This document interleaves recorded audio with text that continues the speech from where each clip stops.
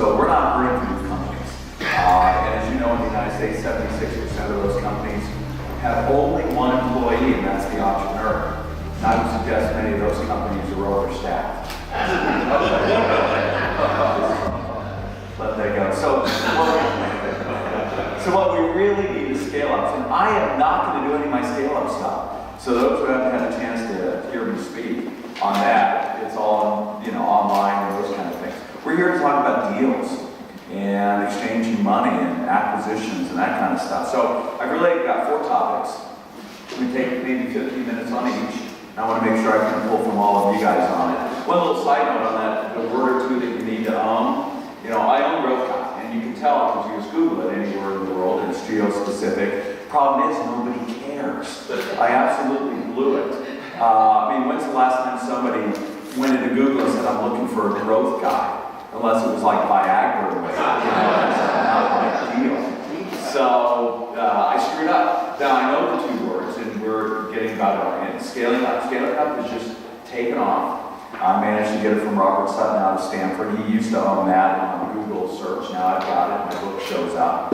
And so we pivoted everything. We're even moving away from gazelles. The term scale-ups and scaling up is one. I've got scaleups.com. I've got scalingup.com. So we're really moving forward over the next decade. But here are really the 4 topics. Number 1, I'm going to call the biggest trend. Number 2, private investing. Number 3, the barbell. And number 4, literally the biggest decision you're going to make. And then I want to openly badmouth an EO member on video so that none of you guys ever do business with this guy, David Clark.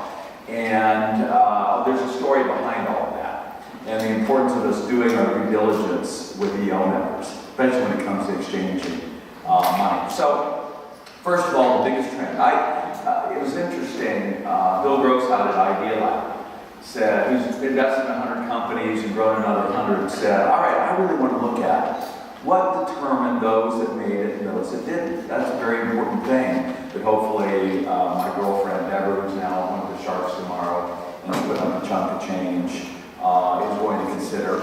And he looked at the same 4 areas we do at scaling up: people, strategy, execution, and cash.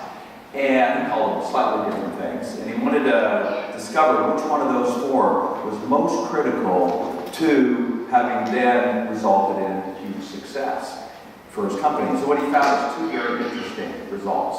Number 1, all 4 matter equally. It's like a 4-legged table. Man, you're missing one of those legs and the whole thing can collapse. So you've got to have all 4. But there was a 5th that trumped all the rest. It was a big conversation I had with Brad Fell because we had him on stage at our big Scale-Up Summit just last week here in Denver. So we're glad Brad's coming back here to spend some time with you. And what Bill found is it's market timing. Now, I don't think you can, as Brad will tell you, you can't guess it, but the market makes you look smart or the market makes you look stupid. And I've seen the market take really smart people and just destroy them. And I've seen the market take really stupid people and make them billionaires. Anyone right now in the marijuana business, the cannabis business is kicking ass out there in the marketplace. If you just say blockchain, you have a tendency to be able to do well right now. And so I think understanding trends is important. And right now, one of the single most important trends, by the way, it always has been, which is what is the baby boom doing? McKinsey pointed out that between 2015 and 2030, 2/3 of the GDP growth on the globe will come from the over 60 crowd. Only millennials are going to contribute about 2% to the GDP growth. The old folks have all the money. And so if nothing else, you ought to be looking at investments and companies and industries that really service that particular segment of the globe, because that's where the puck is going. So as goes the baby boom, it's always gone the planet. And so what's happening right now that really is applicable to this conference, and right now, just in the United States, 3 million baby boomers have to get rid of their companies. They're in their 70s, they don't have any kids to give them to, and they need to exit. And they've been running these companies with 19th century management principles.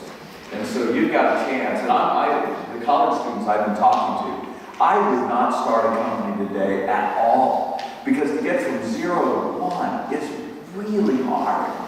When you go ahead and buy a company that has an existing customer base and infrastructure and telephones, all that kind of stuff that you've got to put together to just get off the launching pad.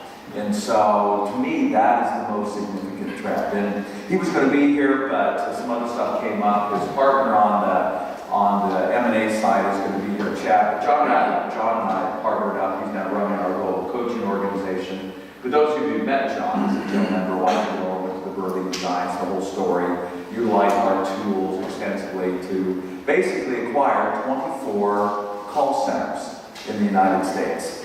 And he went to these 19th century old, mainly guys, who basically abused their employees and milked them for everything that they could. And he was able to buy these firms for about 3 times earnings, which is typically what you pay for a privately held company. Then he did 2 things. First, he brought in 21st century kind of skills to these employees. He would take them out of their C space and put them in A or A- space. So we gave them dignity, he gave them really nice entryways, so when they showed up at work, they felt dignified. And one of the things he did is he got rid of all their crappy chairs. They were sitting in really bad chairs, which isn't good if you're working in a call center. And the second day of acquisition, he would wheel in the Herman Miller Aeron chair to great fanfare. And if he could get permits, he'd take the old chairs and either pile them up and burn them, or he'd get permission to throw them off the roof, or whatever the case is, to great fanfare. You'd also find that you were working on really bad headsets and keyboards where, maybe the S didn't work well, but, the owner of the company was just too cheap, and really saw employees as just, an asset that you use as opposed to a human being that you invest in. So John scaled that up to about 650 employees. He took turnover in that industry, which is typically 200%, down to a record-setting 18%. And one of the things we talk about in scaling up is you have to find your 10x. If you can't find a 10x advantage over your competition, it's much harder for you to go out there and dominate the marketplace. So that was his 10x. And right now, the number one issue on the planet is getting talent. I hear it every day. I heard it yesterday at the conference I keynoted in the construction, architecture, and engineering space. It's all about talent. So John was able to drop that 18%, and every time he had an open position, over 500 people would fight for his $15 an hour job. He liked the kid. It was easier to get into Harvard than it was to get a job at Apple Tree.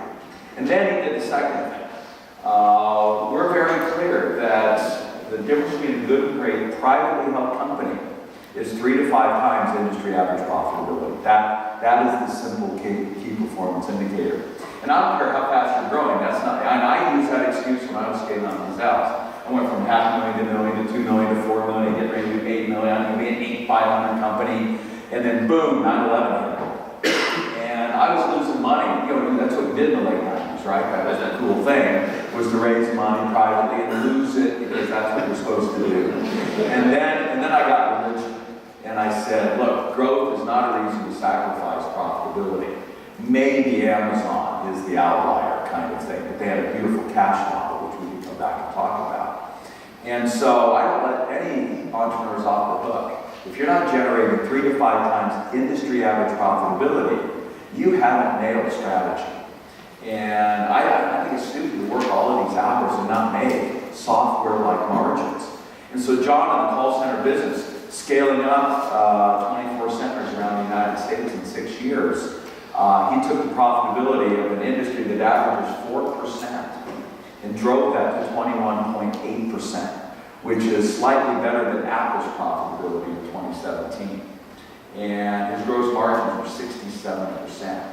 And so I don't think there is an industry that you can't generate software-like margins if you get your act together. Now, because he ran call centers better than anyone else did in the United States, a $2 billion company, Stericycle, came along, and he managed to sell it to him for 14 times public company-like earnings.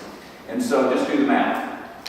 If you're able to acquire these companies for about 3 times earnings, and you go in and you increase the earnings 5-fold, as John did, and then you flip it for a multiple 5 times more than what you pay. 5 times 5 is a pretty easy math equation. Every dollar that came in one end spit $25 out the other end, and he earned his ultimate entrepreneurial stripe tail number on his private plane, so he can get around. And that's really, by the way, he did it all debt financing. There was not a single dollar of equity that he had to put into the business. And a little side note, I just don't think any of us use enough debt and bank financing and really understand how to treat our banker like a partner as opposed to just a vendor that we're dealing with. And an interesting story, I don't think Chad's going to get to, but right in the recession, remember the Friday the banks all failed? And over the weekend they were falling like dominoes? Well, the biggest bank in Delaware, Wilmington, which is where John is headquartered, failed as well. But he was with the other bank. And he was one of the first to get a credit line to do acquisitions. And one of the reasons was he was always strict with his banker every single month. He gave him the financials. He let the banker know if it was going to be good or bad ahead of time. He really developed that kind of partnership. Side note, he made a very important decision. He learned it the hard way as I did. You absolutely want to bank with a bank that you can take the CEO out to dinner, that you can take the CEO out to lunch. And you can't do that at Wells Fargo, I'm sorry, or any of the other big banks. And a lot of us picked our bank because they were near where we opened up the business. And you should actually be able to know the folks on the loan committee as well. John had that kind of relationship. Well, anyway, and to give you a perspective, the year they only had $4 million in revenue, had a $4 million line of credit with the bank. It's unheard of to have a line of credit equal to your revenue.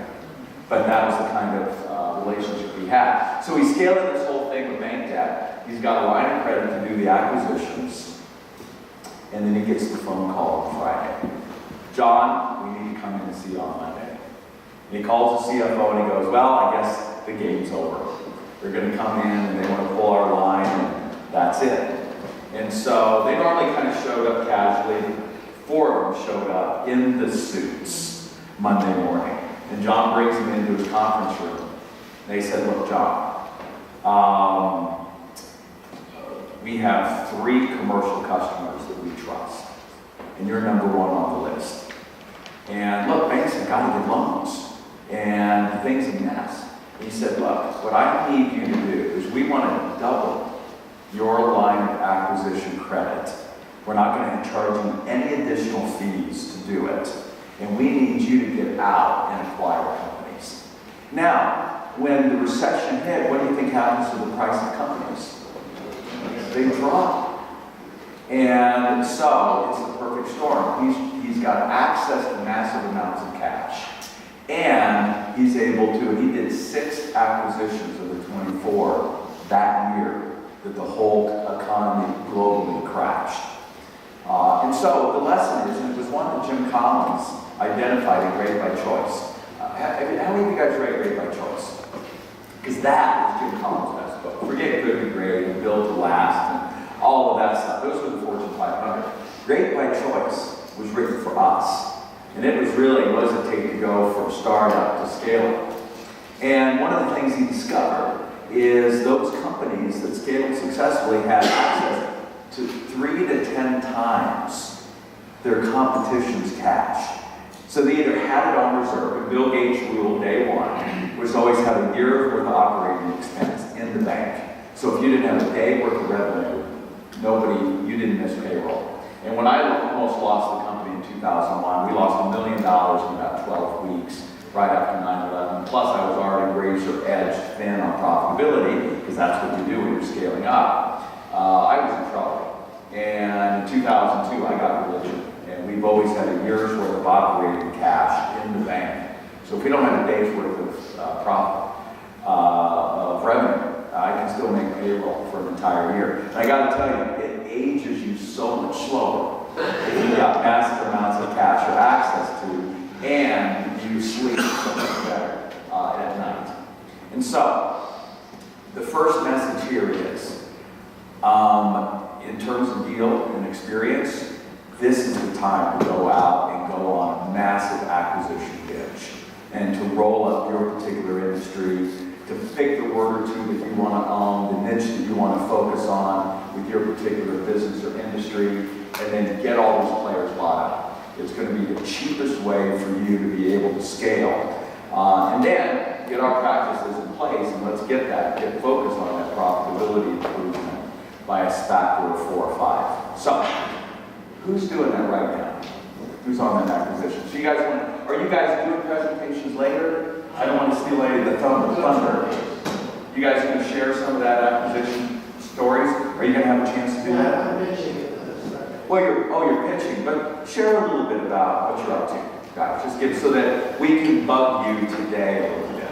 All right? You mind, Dan? Yeah, so, do we need to get a microphone so that we've got this video properly? I know they can hear, but I know they're trying to capture the video. So, my whole career has been around M&A, basically. I started out in manufacturing. I acquired companies with my dad initially, and then we started. Thanks. And then we started consolidating. Kind of a similar story, but as manufacturing started moving to China, first Mexico, and then China. The whole manufacturing world was kind of consolidating here in the U.S., and so that's basically how my dad survived, and how I kind of learned and was introduced to kind of the power of consolidations and roll-ups, because there's nothing that I love more than looking at a P&L and then being able to cross that off the list, cross that off the list, cross that off the list, because we already have those redundant resources available in the company. So that's what I'm doing now. I'm doing that with other entrepreneurs that are kind of that mindset, that are like thinking, I want to consolidate and I want to roll things up, and I provide the resources to do that. Good. And what you bring up is this. I hope we should get rid of the word gammon in the deal language. There is no such thing as a merger. There are only acquisitions. Mergers don't work. You have to acquire. What does it mean very precisely?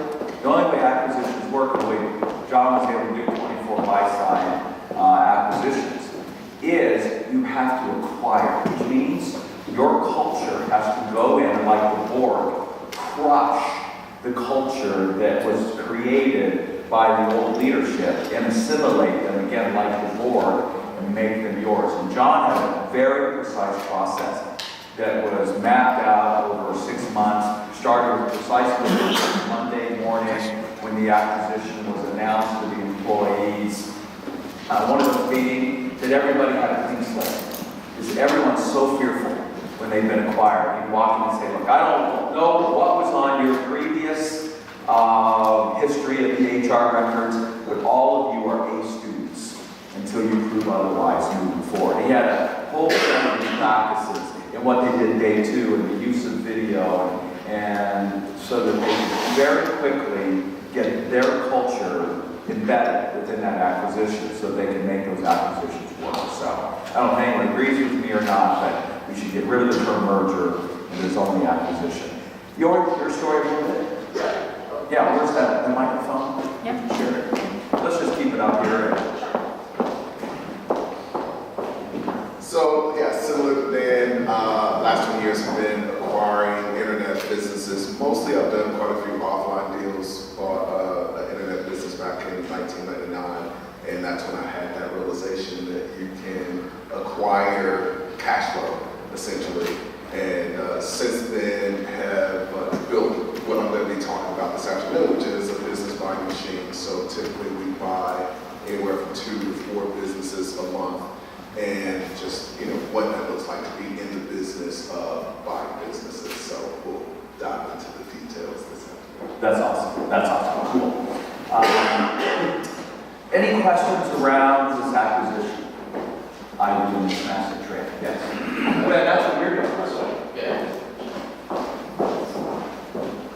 Well, just to add on to that, I think what's interesting is for those that keep up with the news, the new CEO of GE, Larry Culp, was actually from Danaher, and Danaher is known for being the biggest company that no one's ever heard of, and their biggest growth story was really through acquisition. So if you look at Danaher and you compare GE side by side, their earnings and their market cap is phenomenal compared to GE. I mean, they blow GE out the water, so it makes Jack Welch look like an amateur. It's pretty interesting if you actually look at Danaher and Larry Culp. That's where they found him. So there's 2 or 3 really good case studies on Harvard case studies on how Larry Culp was able to do acquisitions. And his principle was called Kaizen, which is continuous improvement based on Toyota. So he deployed Kaizen principles by doing acquisitions. They had a system called DBS, the Danaher Business Systems, the DBS, the operating system, to do acquisitions. And Danaher was founded, I think, in the South somewhere, and they just did a massive roll-up, and that's how they got, I mean, I forgot what it was, it went from 1 billion to like a 40 billion or something like that. Don't quote me on the numbers, but it was just phenomenal. In terms of what I'm doing, I'm also doing acquisitions, but more nearshore. So what I found in my industry, I'm in digital marketing, was that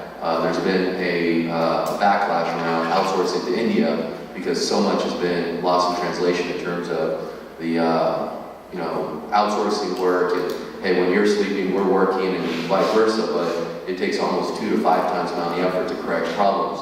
So our customers are now demanding more nearshore, near same time zones. We found outsourcing to South America to be very compelling. So I've been able to successfully do 8 acquisitions in the past 2.5 years in Colombia, Peru, Uruguay, Costa Rica, and so forth around digital marketing. So then our customers have been very receptive to that because the work is really good, the culture is very similar, and it's in similar time zones, so they can fly down to South America if they need to.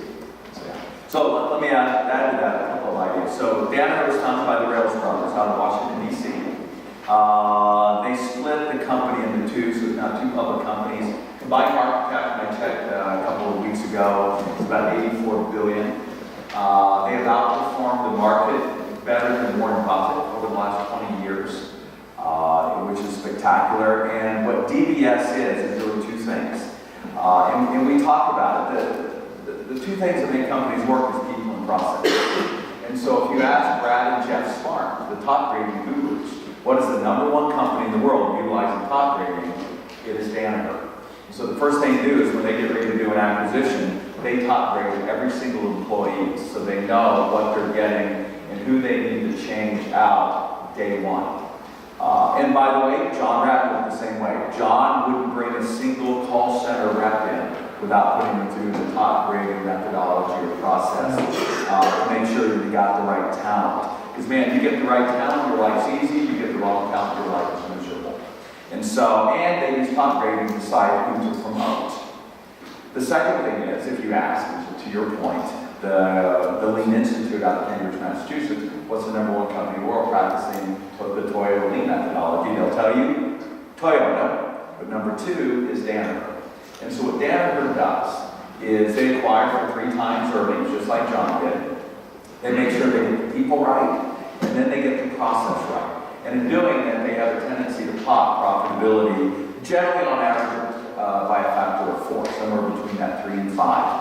And then they trade, because they're public, at a multiple of 25. And so if you're able to increase earnings by a factor of 4 by getting the people in the process right, and you trade at a multiple of 25, there's your 100x multiple that they get for every dollar that they're able to put into their system. And that is as complicated as what the Rails brothers do. And all they do is just buy these baby boom run companies and work their 2-part magic called DBS. So thank you for sharing that. Yes? How do you apply acquisitions to your methodology of scaling up? Can you acquire businesses that provide you with more customers? Well, so that's what exactly we've done. So a long time ago, I realized I was constrained. I can handle about 10 clients. So today, we have 150 coaching partners around the globe, and we're working with about 2,000 clients at any one particular day. And we're now going to take that number to about 450. So it's not a franchise, it's a licensing, but it's the same way of us going out there and, quote, acquiring the talent that we need in order to be able to scale this business. So we're going to go from about system-wide 42 million to about 400 million over the next 10 years. That's our particular plan. And I went out to I was going to look at acquiring. Last thing I want to do is acquire these consulting firms. But we'll see. We'll see. Did you look at You know what? I called Gino to see if I could buy EOS. But a private equity firm that was using his tools bought him instead. Now, our biggest market is PE firms. K1 is our latest. They're going to acquire 1,000 companies over the next 5 years. And every company they acquire, they automatically put our tool set in. And so that's been our biggest multiplier with PE firms. Because they see exactly the same thing. This is the opportunity over the next decade was acquiring these companies. All right, let me move on to topic number 2. So topic number 2 is private investing. And I just want to say really bluntly, entrepreneurs should not invest, should not be early stage investors. I've got about $3 million. I wish I had that. And I think the only way you should be an early stage investor is if it's a donation. If you can't donate the money, if you don't see it as your way of contributing back to the community, then absolutely don't do it. And that ties into topic number 3, which is the barbell strategy. And I really think Dan Sullivan and other folks and Guy Kawasaki and those guys are right. You don't want to be in the middle. You want to have high risk on one end and you want to have security on the other. Your own business is as much risk, and if you're going to put 50 or 500,000 in someone else's business, put it in your own. If you wouldn't put it in your own, then get your act together why you're not putting that investment in your own. And then I think on the other side, you need to be as safe as possible. And to me, I'm just going to also be blunt in number 2, just again, personal experience.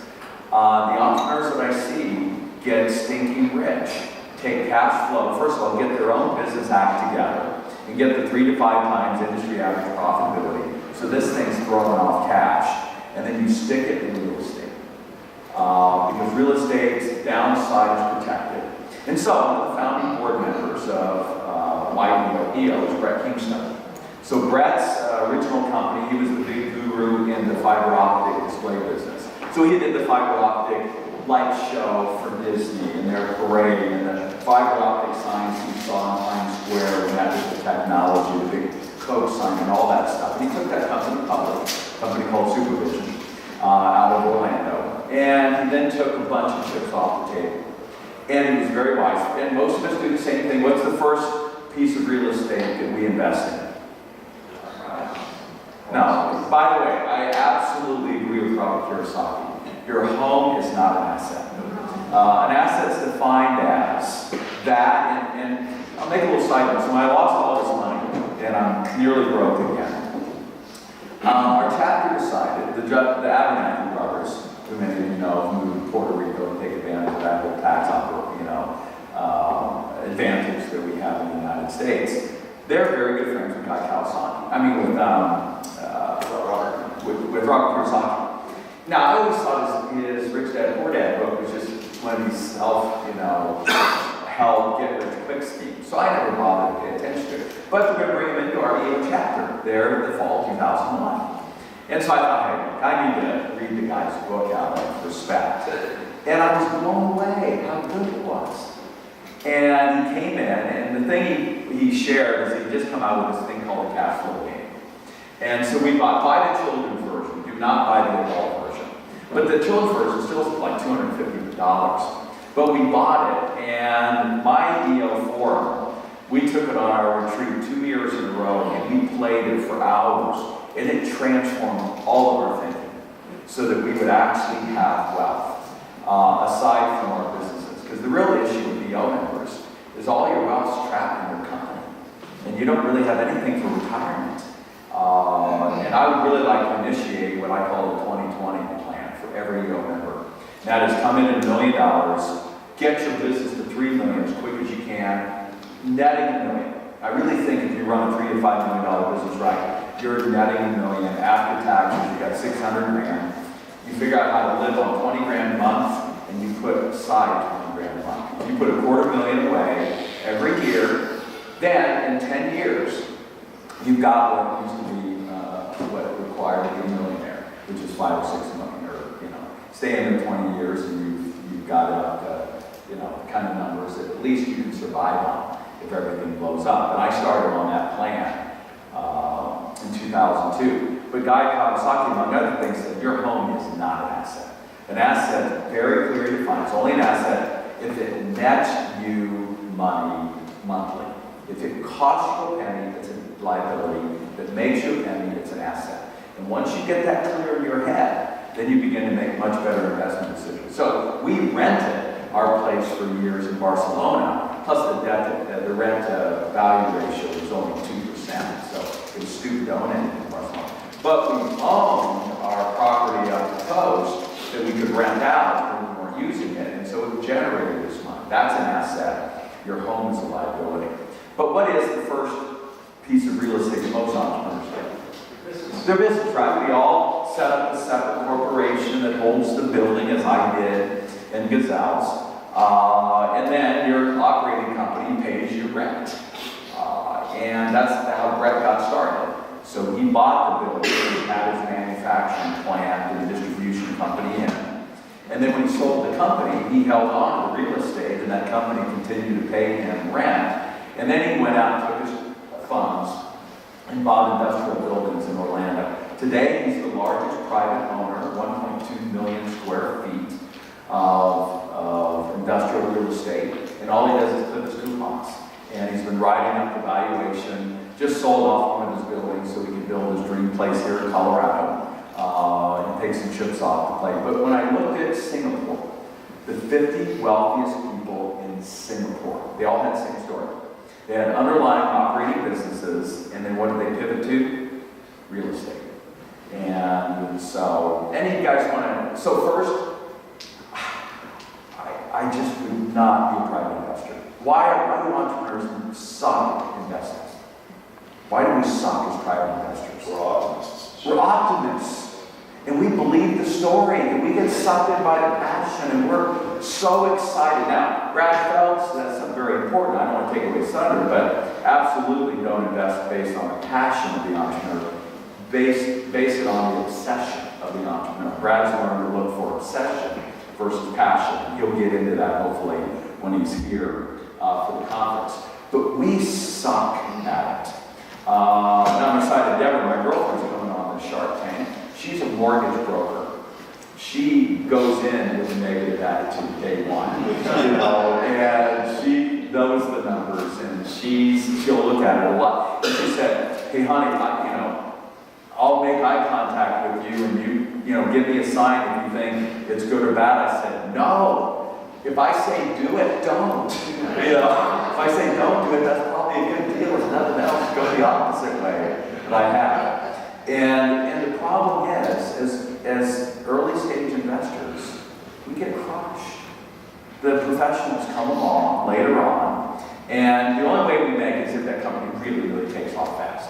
But if it doesn't, and it needs later rounds, what do all the later rounds do? They crush all the early guys out, right? They're like, if you want this investment, you need to fuck all your friends. And the entrepreneur goes, all right, bend over, and takes it. Now, Jeff didn't do that. Jeff Booth, one of my significant investments was Jeff's company up in Vancouver, and he just couldn't take it anymore. The later stage investors really wanted to screw all the early guys, and so Jeff jumped out. You probably know more of the story, Bill, than I do up there. But Bill Direct, I thought was going to be my flyer, one of my big flyers. And so anyway, basically I've got $3 million out. I don't think I'm going to get any of it back. I learned a lot. It got me involved in a lot of interesting businesses and activities, but I really wish I had that $3 million in real estate right now. And then I made some charity bets for 25 grand a piece, just to help out friends, would be my recommendation. Any shared experience around that, private investing? Yeah, Bill? I pretty much agree with absolutely everything you said, Verne. One of the things about entrepreneurs and investing in other companies is, as entrepreneurs, you usually know your own business pretty darn good, and especially if you're being successful. And you think you know the other business, and you don't. And I've seen it over and over and over and over in 3 decades where you get into businesses, and unless you really, really go out and hire the very best to do your due diligence, and even then, they're hired guns, you make serious mistakes. And like you, I've got, and that's what I do. I got a handful of companies that, they're charity now. They still exist, but there's absolutely no exit. And the ones that don't exist, they mean a good tax write-off. So what I agree with you, if you're making the money, take it out and put it into something hard, or I run a high ratio of cash to investment right now because of my age. I don't, I can't afford to lose like felt in 2001. I don't want to start again. One, I don't have the energy, and two, the world's changing so fast. I got to just keep up with the current events to stay active in my own business. So I wholeheartedly agree with you. Right. So if you want to invest cash, go do acquisitions in your industry that you know. That you've got the 5, 10, 25 years experience, and you don't in these others that you're going to put money into. Which now ties to my third topic. Anyone, any other comments on that? Yes. And by the way, I hear the outlier stories. And then it's like winning the lottery, right? I hope none of you bought any lottery. Yes, go ahead. So I'm in a Proving University in Vancouver, a family office up in Vancouver, I know Jeff quite well. And we've been doing a lot of M&A for many, many years, and I initially was an entrepreneur, rolled up several industries. And we've always been cognizant of trying to use OPM, right? Other people's money, which is really what we talk about with bank debt. But practically, it's hard for them to get bank debt. But what we found was, it's like our real estate deals. If you can come up with sort of a down payment towards the acquisition, you can use that, which is a vendor payback, right? Which is basically financing from the entrepreneur that you're buying from. So basically using his own cash flow to pay him back, which is a very great way to acquire a company. And that's what John did with those call centers. He was able to use the cash flow. He used the bank debt to put a down payment on, and used the cash flow then to pay out the rest. So that's precisely. And I think what this underpins is, what I'm excited about, what the deal exchange can do, is what's the number one job MyEO was founded on? Education. And an opportunity for us to share experience, not put shoulds on everybody, but to share personal experience that we can all learn from and benefit from. And so that's why I think it's exciting when you've got those kind of shares moving forward. Any others? Shared experience? Yes. Hi, Tim from South Florida. I'll just share kind of like the flip side. So I'm 30 years in real estate. That's what I came up in. My original EO business was an investment banking firm in real estate, so we would raise capital for developers. And basically about 10 years ago, I morphed into more of an investor. So I kind of came up investing in real estate, which has been great, but I've kind of looked for like, all right, what else is good? And I've actually done very well investing in other people's businesses, private equity. And those have been some of my biggest multiple. And knock on wood, I've probably been a little bit lucky. But I have kind of stayed away from startups and angel investing because my feeling was I won't put in enough money I won't be able to spend enough time to justify kind of the amount of money I'm putting into this. So I've gone into some startup funds and some people I knew close, but similarly to you, just didn't feel like I had the expertise to kind of pick the winners because everybody seemed like they have great ideas and great people, but I know the odds are against. But it fascinates me that you, Verne, couldn't pick, like you're so out there, you see so many companies, you see so, so I find it fascinating that even you couldn't pick the winners among that bunch. Yeah, I thought I could. And what I love is just, I think, if I were to interpret it, first you came with an investment mentality. That was your business that you were in. So you come with a slightly different brain than entrepreneurs come. I'm a skeptic by nature. You are, and that is so critical if you're going to do investing. And then number two, I like about going into funds. And even on the real estate side, I didn't want a lot of hassle, so where I think good money has been in REITs. The folks that have long track records of returns, because they know how to operate those, and I don't. I don't want to have to be dealing with that on a day-to-day basis. So these funds that you want to go into that are run by people with track records, I think are worthwhile. Now, the venture capital industry's had a 0% return this entire 2 decades. And that's why that really business is over. Private equity is doing well because the private equity guys go in, like Verne practices into these businesses, and they bring discipline into them.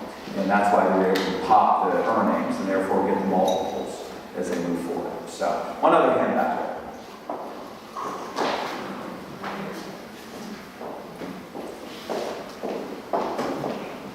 I love the topic you talked about, Verne, by the way. I've seen you for 20 years.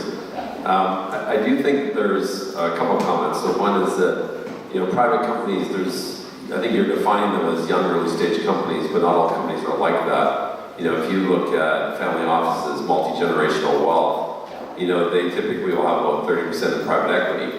And they're not defining that as high risk companies like, you're saying in terms of really angel investing. So I don't know if I would swath every kind of company that's private into the realm of high-risk startups, or young entrepreneurial companies, or companies under 50 million or 100 million in revenue, because the private equity is quite different.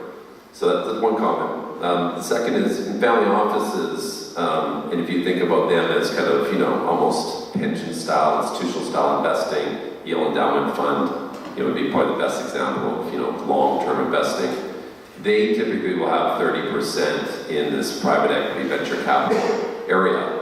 If you do look at venture capital, it's actually not true that it returns zero. The top quartile returns most of the returns for the market. Second quartile, usually single digits. The problem is it's very hard to get into top quartile funds because they're always sold out. And so it creates this disadvantage. But very few, pension style institutional or family office has all real estate.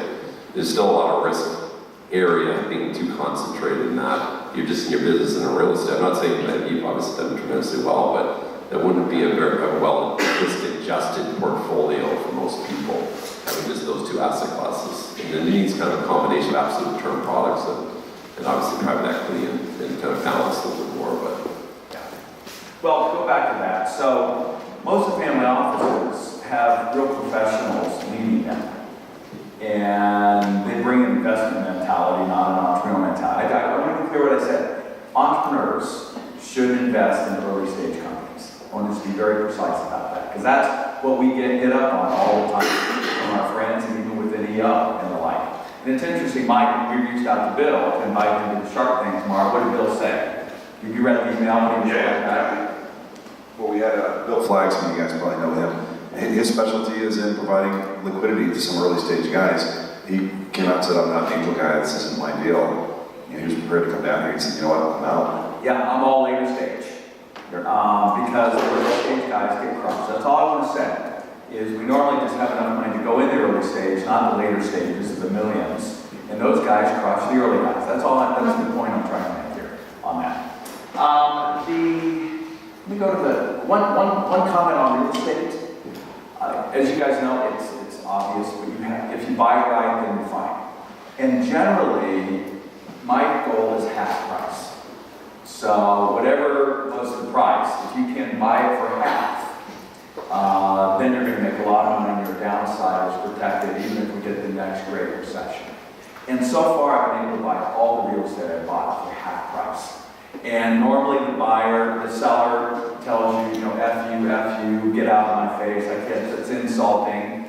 And I'm like, all right, just call me if you get in trouble. And it's been weeks or months later that if you can wire me the cash tomorrow, you got it. And that's why you can't fall in love. And that's the issue with entrepreneurs. We just fall in love too easily with deals. And you've got to be able to take the emotion out of it. And that's why it's critical in terms of having an investment mentality. And I'm hoping you would confer with that. Next, go ahead. Yes. Please.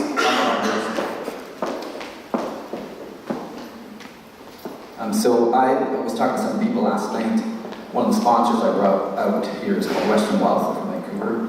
And our family office, we've been investing in real estate seriously for 14 years because, like you, we saw so many people's fortunes made through real estate.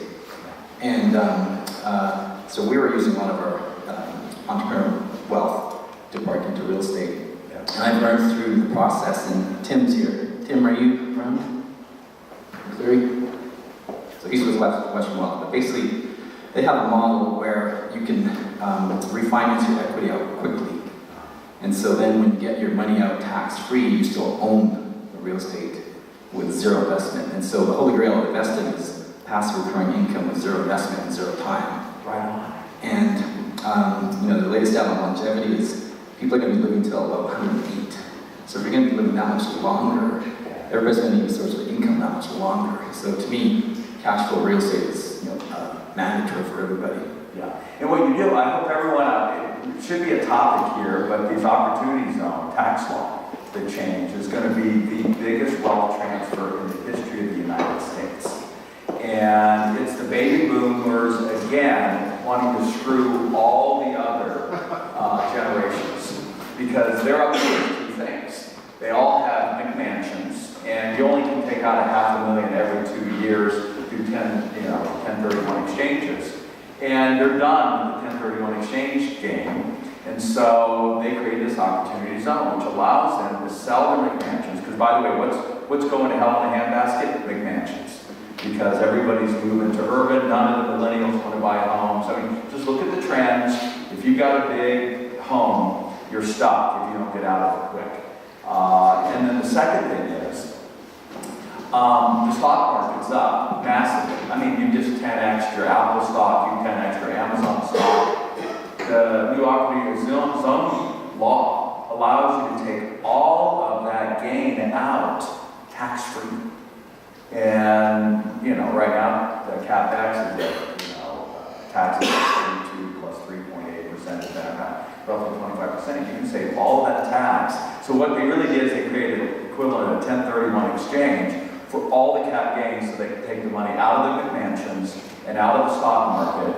And it's predicted that anywhere from $1 trillion to $6 trillion will move over the next 10 years. You just watch what Goldman's doing and Blackstone and all of those guys. And so we should have a topic around opportunity zones. And if your business happens to be sitting in an opportunity, you can just move your business one block from, like on the other side of Highway 1 in Fort Lauderdale.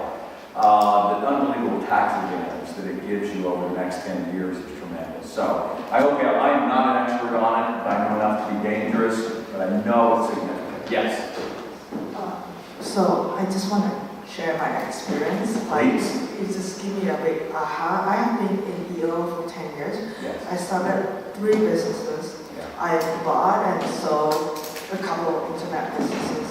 And now when I look at my portfolio, the only thing that created wealth for me is real estate. So I bought a bunch of real estate during the financial crisis in 2008 here in Denver. Most of them we pay cash. Yeah. And I'm like, why am I starting businesses? I mean, it's tough. And just that. All right. Last topic. And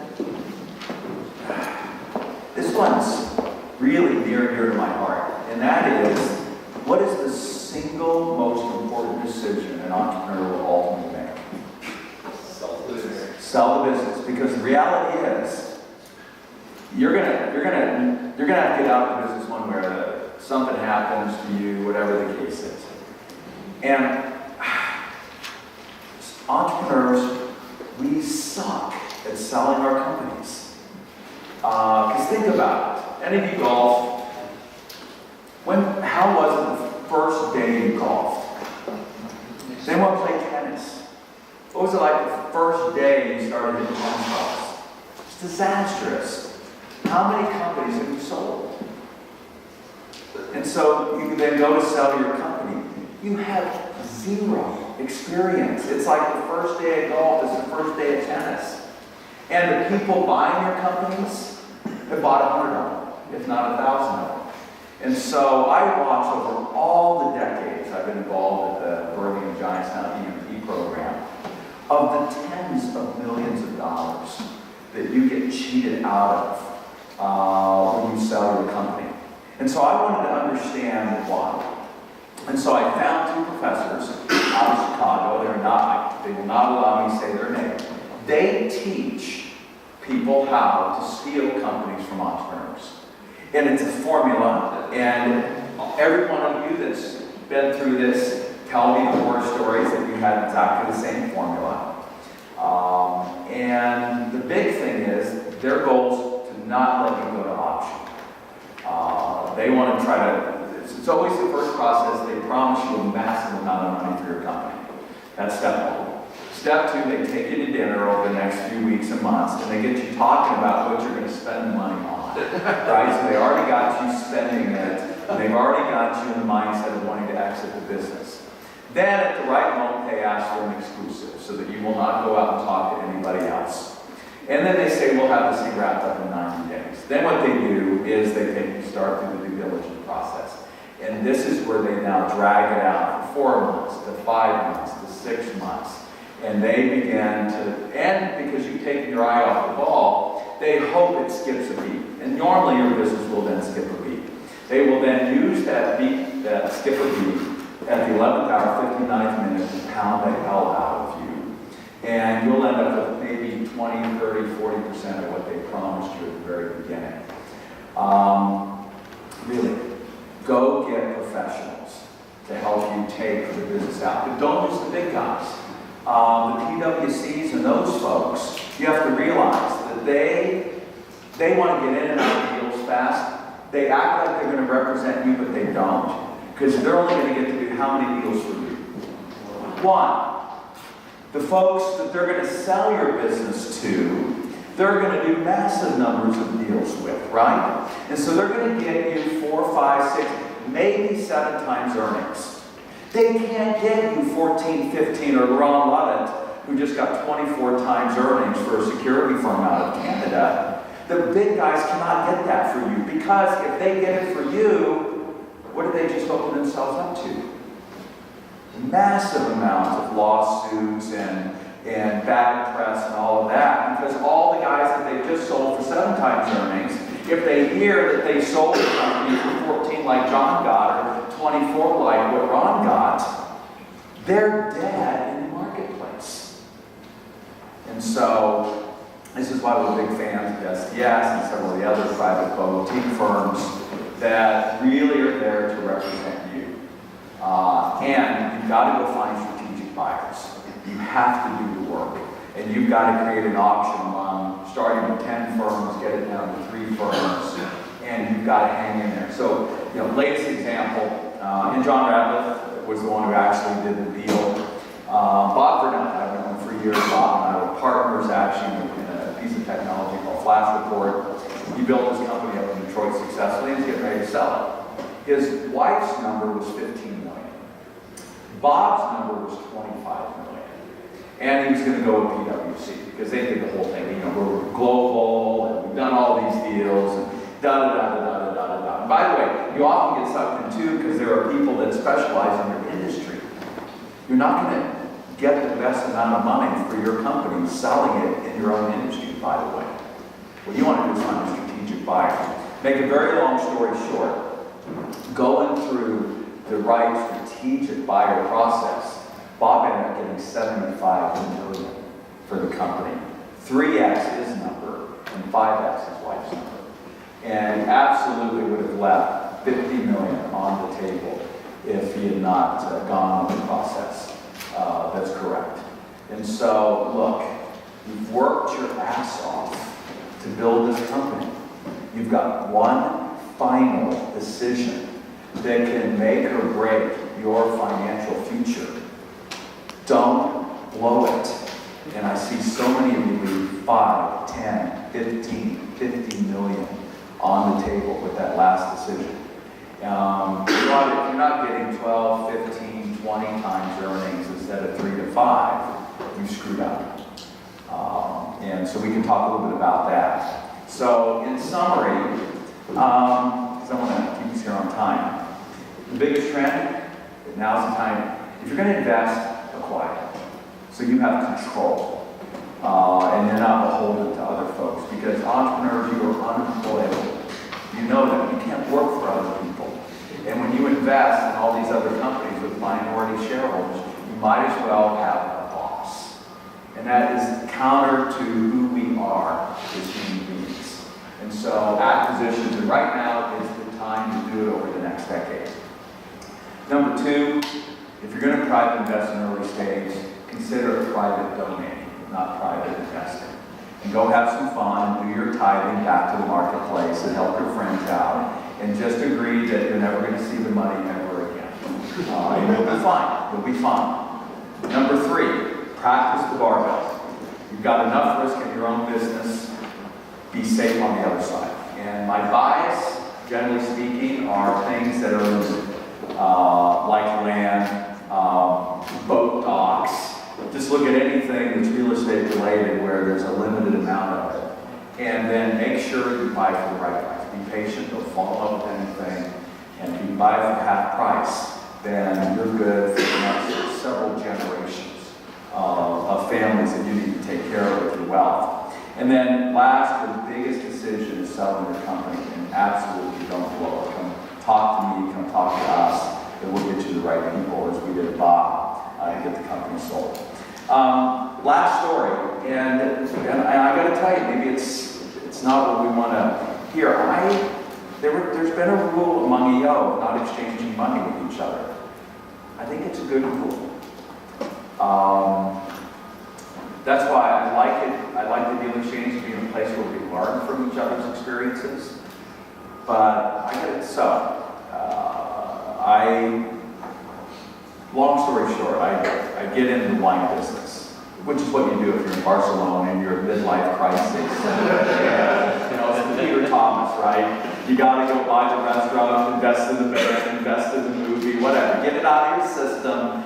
But I want to get in the wine business. And I thought we made a smart move. There were 3 guys, 2 entrepreneurs and a singer, Surat, who put $60 million into the most beautiful set of vines and 350,000 square liter gravity-fed, state-of-the-art winery. The facilities, the infrastructure is gorgeous. It's what 60 million euros can build. I bought it for 4.2. So that looked good. But I had a few weeks, and so I raised 5.2 million in about 3 weeks. 4.2 of it through bondholders.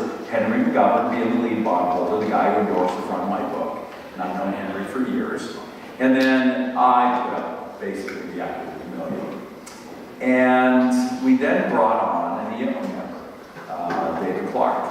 And he came recommended to me by another EO member. And I just assumed one EO member recommending another EO member, everything was going to be fine. And I didn't do my due diligence on him. And make a very long story short, found out he's a crook.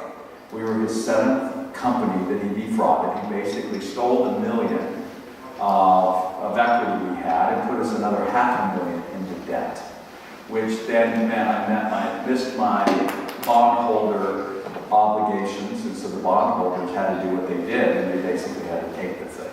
Now, they're being kind to me because they know me and all of that. I've got a chance maybe at least get my basis out there. But, and what David did is he would go screw other business partners so badly that then, in settlement, he would then make you sign 2 things. A non-disclosure agreement and then a non-disparaging agreement. So you weren't allowed then to say anything bad about him. And he did this all around the planet. Now, when it came to do our settlement with him, we have a non-disclosure, so I can't tell you how we settled with him, but we did not sign the non-disparaging. So I can disparage him all over the planet.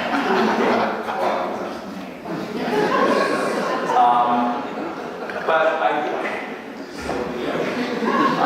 don't know. But the point is, I gotta tell you, it's where I've invested in fellow EO members' companies, as long as I saw it as a donation, everything's good fun. But us crossing the line of possibly investing, because my last topic really is, I'm a big fan of John Mullins. And John Mullins, serial entrepreneur, London Business School now the last 15 years, wrote to me what I think is probably the most important book everyone in the deal exchange should read. And that's his book called Customer Funded Business. At the end of the day, almost all scale-ups should customer fund. It's the rare 100 including friends, families, and fools. That's what Kickstarter is for. That's what Indiegogo is for. And that is what great business models are for. All the great entrepreneurs self-funded. Bill Gates self-funded.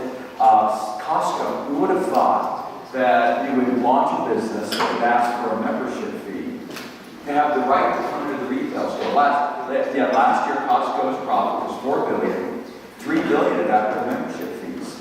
If 3/4 of your profitability is the membership fees, you can get the stuff away in the store. And that generated enough cash that it fueled all of their growth moving forward. And so 99.9% of the businesses should get money from customers, not from anyone else. And that is the best, the cheapest money every one of us in this room should get. Even if you're writing a piece of software. What we're doing is we're going back to the future. The old days, you need $500,000 to build this hot new, what you think is app or software. What'd you do? You found a company, Fortune 500, that absolutely needed this yesterday. They put up the money for you then to build it specifically for them. This is the Techstar, lean startup, rapid, iterations with a particular customer methodology. And that's why Brad Feld founded Techstars. He got tired of seeing guys who raise $2 million and waste 2 years when you can take $18,000 and figure out 2 months how to get the minimal viable product that's necessary on the marketplace. Then you go to the big company that funded you $500,000 to build it. You say, now, can I give you some kind of a royalty stake or whatever in the deal and let me take this out and sell it out to the public, as long as it's not one of your competitors. That's the old way we used to do stuff, and that is the new way as well. And so that would be my personal experience and warning. I hope we keep this generally to education, how to acquire, how to sell, how to invest, how to do deals, and that stuff, versus crossing that line where we start sending a lot of money to each other. So I think I got time for 4 more minutes of questions. Any other comments, questions, views? Yes, please. So I was doing real estate as a business, and then I thought we were going to get into a bubble, so I sold out of that and then bought a construction company about 3 years ago. Awesome. Hopefully for a good price. Yeah, so I negotiated all earn-out, which I've also discovered earn-outs never happen to the way they are designed. And then what I realized is I bought it to be an investor, because like Kiyosaki, I went through the employee, the self-employed business owner, and now I've graduated to the investor. How wrong was I? And so I hired my general manager to take care of this and to do that. I gave him 10% equity stake in the company and all this, and I'd go to some beach somewhere and sip Mai Tais or something. Well, 2 years and an extra $200,000 out of my pocket to fund all of the overhead that it cost, I realized that there's no such thing as passive investments. And so I had to step back in as the full-time CEO. I basically fired everybody and started over.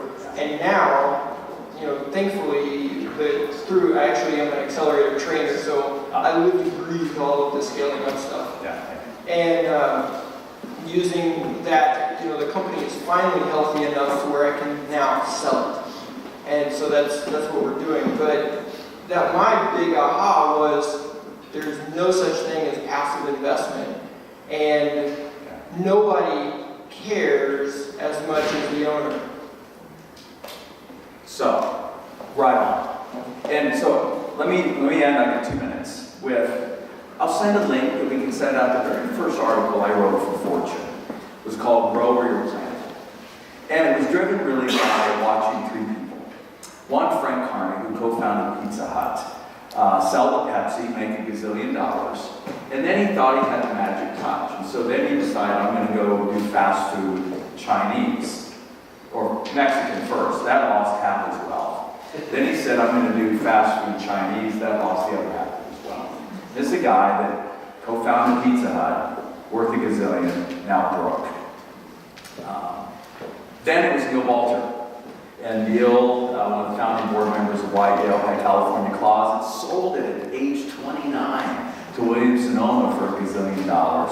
And then he thought he had a magic touch, and he did a deal with Kevin Harrington and this flexible dog leash in commercial. That lost about 20%. Then he did, remember the French fry vending machine that almost burned a university down in Vancouver, and that lost another 20%. And he's down 40% when he woke up. And he, as we like to kid, went back in the closet, got back in the closet business, scaled that up, just recently sold it. By the way, scaled it to the same revenue as California, but there they had 1,200 employees. Here I think they had like 12. And then watching Wayne Huizenga. Because Wayne was the one, and so let me finish each story. So what Neil learned is the depth of knowledge you learn about a particular industry, you often take for granted.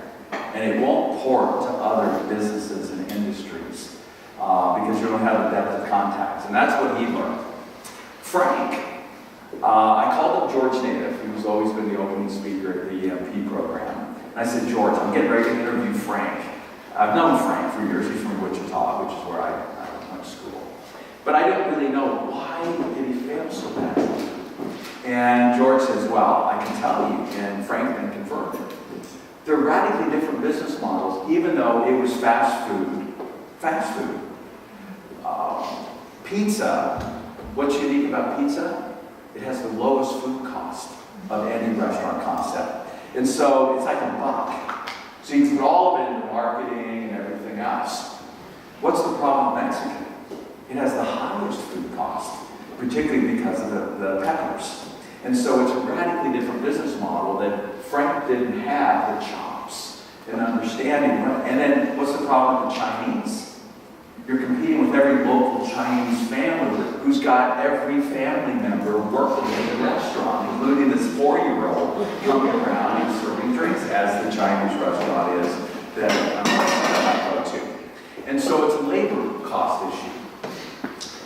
Frank's expertise, his competency was so narrow. It was pizza, and it was great tasting pizza. He never could have done Domino's. But one of the Pepsi board members said, hey, you got to go check out this Papa John's. And so Frank ended up becoming the second largest franchisee for Papa John's Pizza and was able to kind of get back with a big chunk as well. So Neil stuck to closets. Frank had to stay very narrow, selling great tasting pizza that was, in this case, delivered. So I went then to Wayne Huizenga to finish the story. Because Wayne's the only guy, rest his soul, passed away this year, that built 3 multi-billion-dollar plus companies in 3 different, radically different industries. So I go down to see Wayne, and he's got these beady blue eyes that cut right through you. I've only seen it 4 or 5 times. I saw it in Mark Zuckerberg's eyes. I saw it in Steve Jobs' eyes. It's the stare that Mark Zuckerberg has. And I said, Wayne, how have you done this? And he says, through sheer failure and success, I've learned I have 4 rules. And that's what I encourage most of you to do as you move to your second business, or your third business, or your next career, is understand your rules, what you are great at. And Wayne had 4, and he said, Verne, if I go into a business that can benefit from these 4, and we get these 4 working, I make $1 zillion. If I go into a business that can't benefit from these 4, or we don't get these 4 working, I lose my shirt. And the 3 biggies, waste management, Blockbuster, which is over $8.7 billion, and automation, which took from 0 to 10 billion, fit exactly the role of those 4 rules. And so that's where you come back to the importance of know thyself. And you'll see when you talk to Brad Fell, Brad's got a very precise set of rules that he uses that he doesn't deviate from in making his investment in real estate. So with that, we'll over 10:30. Thank you guys so much.